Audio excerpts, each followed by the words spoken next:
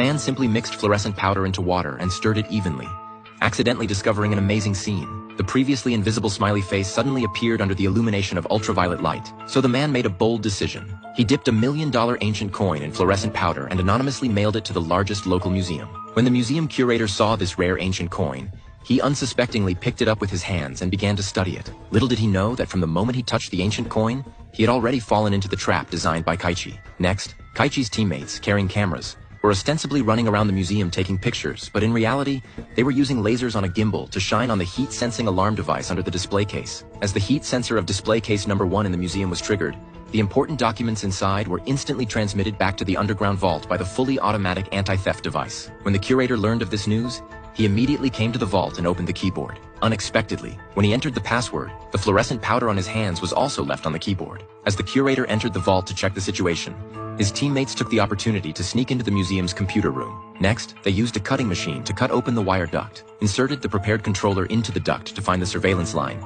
and directly clamped it onto the museum's surveillance line. Once the computer successfully cracked the surveillance authority, the teammates quickly adjusted all the cameras to a still state. Meanwhile, Kaichi disguised himself as a repairman and mixed into the museum under the pretext of repairing the anti-theft device. Next, in the restroom, he took off the repairman's clothes and directly transformed into an ordinary tourist. The reason why Kaichi did all this was to bring the electric drill into the museum. Kaichi calmly entered the ongoing cocktail party, and while someone was shaking hands with the curator, he casually took the goblet from the curator's hand and exchanged it with his own glass. A goblet with only the curator's fingerprints was thus easily obtained. Next, Kaichi took out a self-sealing bag and rushed straight into the restroom when no one was around. Then he dripped the fingerprint extraction reagent onto medical cotton. As the reagent slowly dispersed, the curator's fingerprints became clear and visible. But what followed was the most dangerous operation. Kaichi put on a simulated thumb cover and extracted a clear fingerprint, preparing to use the replicated fingerprint to open the elevator door leading to the vault. If the recognition was incorrect, a large number of special police would directly rush in. Fortunately, the elevator door was successfully opened, but Kaichi still didn't dare to relax in the slightest because there were still 8 minutes until the security patrol time.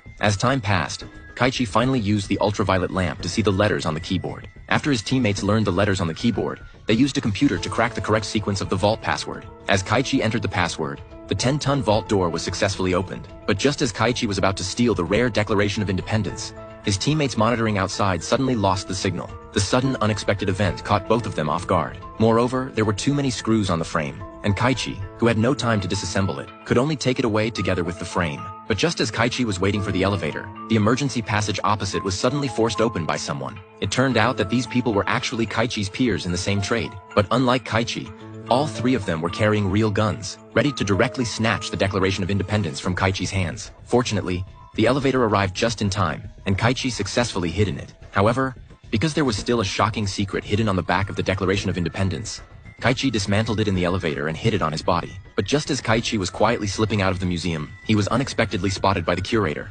However, what no one expected was that even when Kaichi walked out of the museum, the curator didn't stop him because he also wanted to know if there was really a treasure map on the back of the Declaration of Independence as rumored. So Kaichi took the curator to a secret base, preparing to use all the items on the table to reveal the true image of the Declaration of Independence. But even after the Declaration of Independence was completely soaked in acid water, they still didn't make any discoveries. However, Kaichi's father said they could try heating it. So Kaichi immediately heated the Declaration of Independence, and some strange characters indeed appeared. But they didn't have time to be too happy because this Declaration of Independence was stolen by them from the museum, and they had to obtain the information inside as quickly as possible. So Kaichi prepared more lemon juice to apply on the back, and then used a hairdryer to begin frantically outputting. However, after recording all the information, they discovered that these numbers were not map coordinates at all, but rather design parameters of the US dollar. So Kaichi immediately took out a dollar bill and used the watermark as a magnifying glass. As a result, he indeed found that the time on the back of the dollar bill's Independence Hall stopped at 2:22 in the afternoon, which was similar to some of the results they calculated. So Kaichi and his teammates immediately rushed to Independence Hall and quietly entered the clock tower that was not open to the public. When the clock on the Memorial Hall reached the 22-minute position, Kaichi looked down and found that the shadow of the clock tower was pointing directly at a high wall. So Kaichi quickly ran to the front of the high wall and found a red brick with a special mark. Kaichi directly used a steel knife to dig out the cement. However, after he pulled out the red brick, he found that a pair of antique double-layer glasses was hidden inside. After returning, Kaichi immediately asked his teammates to open the Declaration of Independence. Next, he put on the glasses and observed carefully. On the originally blank paper surface with the enhancement of the glasses, a 3D color picture appeared out of thin air. Moreover, By adjusting the colors on the lens, different hints would appear. But just as Kaichi discovered the location of the treasure, plainclothes special police suddenly arrested Kaichi. Next, they demanded Kaichi's cooperation to find the Declaration of Independence on the charge of stealing it. However, unexpectedly, during Kaichi's pretense of cooperation, the communication equipment of the special police suddenly suffered severe interference. Next, a sightseeing helicopter pretended to pass by Kaichi, but in reality, it was using noise as a cover.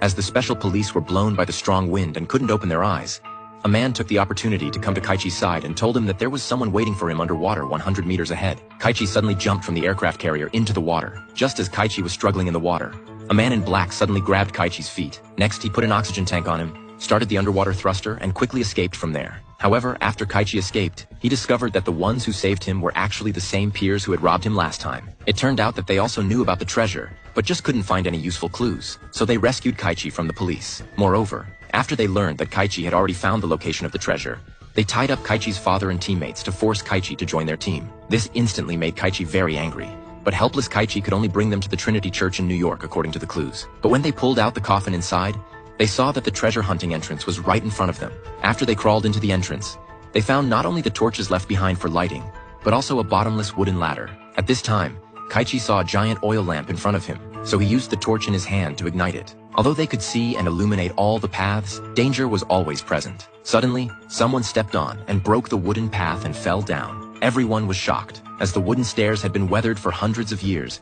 they could no longer support their weight. At the critical moment, his teammate directly jumped to the wooden ladder on the opposite side. As the collapse continued from above, they jumped into the relatively safe elevator. But when they reached the end of the tomb, they found that there were only some damaged murals here, and there was no gold and treasure as rumored. This instantly made those villainous peers very angry. Then they wanted to leave them here to starve to death because the two of them were not in the same group as Kaichi. Since the stairs had collapsed, the manual elevator became the only way out. But unexpectedly, as soon as the two people who hijacked them left halfway, Kaichi suddenly discovered a switch to a secret room. With an attitude of giving it a try, he pressed it down, and it actually opened a stone door that had been sealed for hundreds of years. When they went in, they saw that there were all kinds of treasures here, and the value of any single treasure inside was immeasurable in terms of money. But just as they were feeling extremely excited, the boy next to them suddenly started crying because he discovered a spiral staircase, and above the staircase was the exit. In the end, they took away all the treasures and reached the pinnacle of their lives from then on.